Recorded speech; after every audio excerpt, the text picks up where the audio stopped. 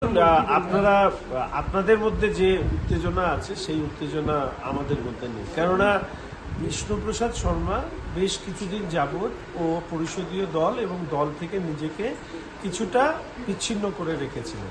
2024 সালে মাননীয় রাজু বিস্তা আমাদের সাংসদ তার বিরুদ্ধে ভোটে দাঁড়িয়েছিলেন। 7টি বিধানসভা মিলে একটা লোকসভা কেন্দ্র হয়, সেখানে 7,000ও ভোট পায়নি।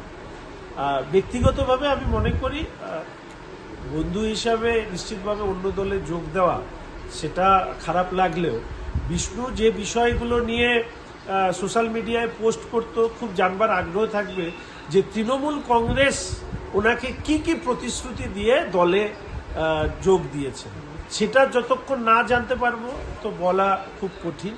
এবং তার পাশাপাশি আমি আশা রাখি যে বিষ্ণুবাবু তার যে নতুন রাজনৈতিক জীবন শুরু করতে চলেছেন, সেই রাজনৈতিক জীবনে প্রথমেই যেভাবে লোকসভা নির্বাচনে বিষ্ণুবাবু তিনি কি বলবো প্রায় মাটিতে মিলিয়ে গিয়েছিলেন, ঠিক একইভাবে 2026-এর লোকসভা নির্বাচনে বিষ্ণুবাবুর তৃণমূল কংগ্রেসে অন্তর্ভুক্তি, তৃণমূল এবং বিষ্ণুবাবু একই সাথে দুজন ডুববে।